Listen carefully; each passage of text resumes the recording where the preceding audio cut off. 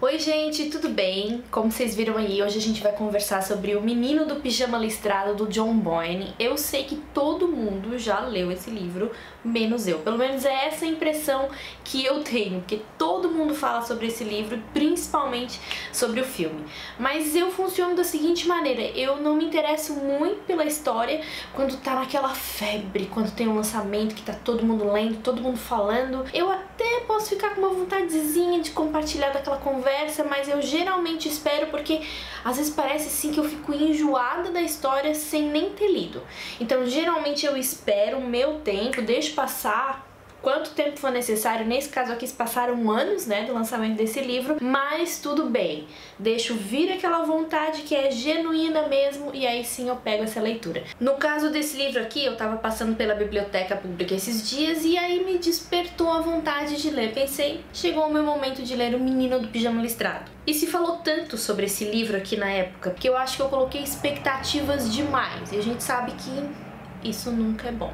Enfim, mas vamos lá. Esse livro aqui vai apresentar pra gente o Bruno, um menino de 9 anos, um alemãozinho que mora em Berlim. Ele mora numa casa muito grande, muito bonita, com 5 andares, mora com o pai, a mãe e uma irmã que é alguns anos mais velha que ele. Uma vizinhança muito rica, muito bem de vida, dá pra perceber logo no início. Um belo dia o Bruno tá chegando em casa, vindo da rua, encontra a governanta da casa, a Maria, mexendo nas suas coisas dentro do seu quarto. É claro que ele não vai gostar, um menino de 9 anos tem muitas coisinhas a esconder e ela está mexendo justamente naquelas coisinhas que ele tinha escondido. E ele vê que a Maria está fazendo as malas, está organizando as coisas dele para guardar dentro de malas. O Bruno então questiona aqui, questiona ali e acaba descobrindo que a família vai se mudar, vai sair de Berlim, vai para um outro lugar que ele não sabe aonde é, por um tempo que ele também não sabe quanto vai ser. Por quê? A família é obrigada a se mudar, sair de Berlim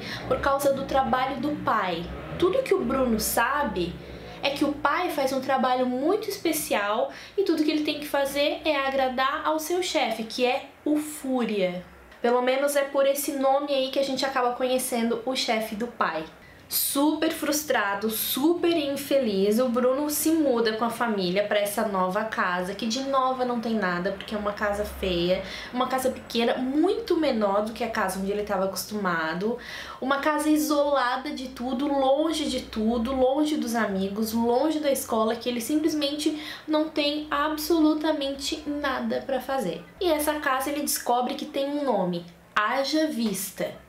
Pelo menos também esse é o nome que ele dá pra casa. Um dia o Bruno tá ali sem nada pra fazer, acaba tentando fuçar uma coisa aqui, uma coisa ali, acaba descobrindo na janela do quarto. Então ele vê muito longe uma cerca, muito grande e muito alta. E ele vê que naquela cerca, do outro lado daquela cerca, moram pessoas, homens, velhos, jovens e crianças. Todos homens. Já falei o quanto esse menino aqui era entediado? Pois é, uma das coisas que ele mais gostava de fazer em casa era explorar, descobrir coisas novas. Então ele resolve, um belo dia, vou me levantar e vou explorar essa casa. Explora tudo que tem na casa, não tem mais nada para descobrir ali, ele simplesmente sai caminhando e vai andando na direção da cerca. À medida que ele vai se aproximando, ele vê um ponto. E olha só como o livro descreve pra gente. O ponto que virou uma mancha, que virou um vulto, que virou uma pessoa, que virou um menino. Esse outro menino que o Bruno conhece aqui do outro lado da cerca se chama Shmuel, que coincidentemente tem a mesma idade dele, 9 anos. Só que o Shmuel é um menino diferente, porque ele tá muito magro, ele tá muito sujo e ele tá vestindo um pijama listrado. Os dois meninos então começam uma amizade muito bonita, só que com uma característica um pouco incomum para amizades, principalmente entre crianças. Eles conversam através da cerca, sempre divididos, separados pela cerca.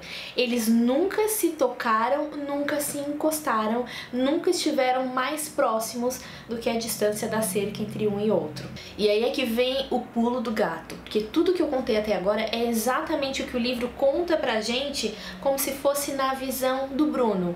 Ele está vendo toda essa nova situação acontecendo na sua vidinha exatamente por esse ponto de vista.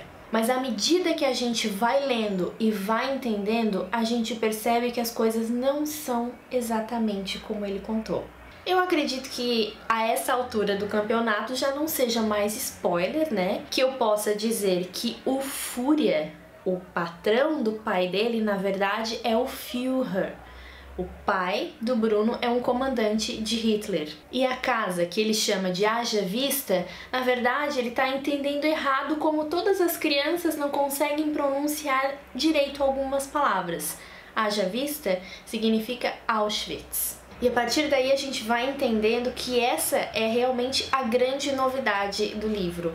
Um livro contado pelo ponto de vista de uma criança, uma história tão conhecida que todo mundo já ouviu falar, mas ela é uma história contada por um ponto de vista diferente. Uma criança pelo lado alemão, de 9 anos, que não entende exatamente o que está acontecendo, que não sabe pronunciar as palavras direito, mas que está vivendo essa mesma situação como todo mundo. É muito agradável de ler, uma leitura super fluida. Eu fiz essa leitura em menos de 2 dias, e ao mesmo tempo em que é um livro muito bonito, é também uma história muito triste, porque afinal de contas nós todos sabemos o que realmente aconteceu. Eu gostei muito dessa leitura, mas sempre tem mais, né? Como eu falei no início do vídeo, eu acho que eu coloquei muita expectativa nessa história e algumas coisas me incomodaram um pouquinho, algumas características da escrita que eu geralmente, quando eu encontro, eu costumo não gostar e por pouco não estraga a minha experiência de leitura toda. Uma coisa que me incomodou é que um menino de 9 anos que não sabe pronunciar direito certas palavras, como que ele tem a capacidade de argumentar tão bem e tenha um vocabulário tão avançado? E outra coisa que me incomoda um pouco é quando o escritor ele já tem um tema que gere um apelo tão grande, uma situação triste, ele tem um pano de fundo histórico que todo mundo já sabe como se sucedeu e que é sempre muito triste falar sobre isso, mas ainda assim ele tem que usar de uns artifícios na escrita para tentar dar uma forçadinha a mais. Isso me incomoda, é como tentar deixar mais triste uma coisa que já é naturalmente triste. Um exemplo disso é esse trecho que eu vou ler aqui para vocês. Bruno não sabia ao certo por quê, mas sabia que não gostava do tenente Kotler. Havia uma atmosfera ao redor dele que fazia com que o menino sentisse frio e tivesse vontade de vestir um macacão. Não é até certo ponto um pouco brega? A criança vai sentir frio porque tem uma atmosfera no ar que faz ela sentir vontade de vestir um macacão. Na minha humilde opinião, ele não gostava do tenente Kotler e ponto. Basta, não precisava de mais nada, menos é mais, não é mesmo? Enfim, mas quem sou eu para falar alguma coisa sobre John Boyne, né? Por outro lado, tiveram outros trechos que compensaram muito, né, essas características que eu não gosto e que foram assim um verdadeiro tapa na cara e para trazer para a realidade. E diz assim: era como se fosse completamente outra cidade. Todas aquelas pessoas morando e trabalhando bem ao lado da casa em que ele vivia. E será que eram mesmo tão diferentes? Todos no campo usavam as mesmas roupas, aqueles pijamas com os bonés de pano também listrados. E todos que passavam pela sua casa vestiam uniformes de variadas qualidades e graus de condecoração, e capes e capacetes com grandes braçadeiras vermelhas e negras, e traziam armas e estavam sempre com um semblante terrivelmente severo, como se tudo aquilo fosse muito importante e ninguém pudesse pensar diferente. Qual era a diferença exatamente? Ele se perguntou. E quem decidia quem usava os pijamas e quem usava os uniformes? Eu já li muita coisa a respeito do Holocausto, a respeito da Segunda Guerra Mundial, muita coisa muito triste, muito chocante, muito marcante, mas foi uma experiência muito boa. Triste também ao mesmo tempo, poder fazer uma leitura de um ponto de vista completamente diferente, como eu falei pra vocês. E me lembrou muito um outro livro que eu li, que chama Passarinho, eu vou deixar o link aqui embaixo, já tem resenha no canal. E a gente conhece uma menina que tem síndrome de Asperger. E ela não consegue expressar muito bem os seus sentimentos, ela é extremamente racional. Tudo isso somada à inocência de uma criança me lembrou muito essa história e eu achei muito semelhante com o ponto de vista do Bruno aqui do Menino do Pijama Listrado. É um livro que eu acredito que eu não vou esquecer tão fácil, é um livro que fica com a gente, pequenininho, fininho, mas que tem um poder muito grande. E com um final muito emocionante e que, na minha opinião, foi o melhor final possível, apesar dos pesares. Fica então a minha recomendação para vocês, O Menino do Pijama Listrado, do John Boyne, aquele tipo de livro que a gente não pode deixar passar, independente de quando seja. Eu demorei, mas valeu a pena. Então é isso. Eu fico por aqui. Se você gostou desse vídeo, dá um joinha. Se não é inscrito, se inscreve no canal para continuar acompanhando os vídeos novos. Se gostou, se já leu, se assistiu o filme, o que achou, deixa tudo aqui embaixo para mim nos comentários que eu quero saber, pra gente continuar conversando sobre O Menino do Pijama Listrado. A gente se vê nos próximos vídeos. Tchau!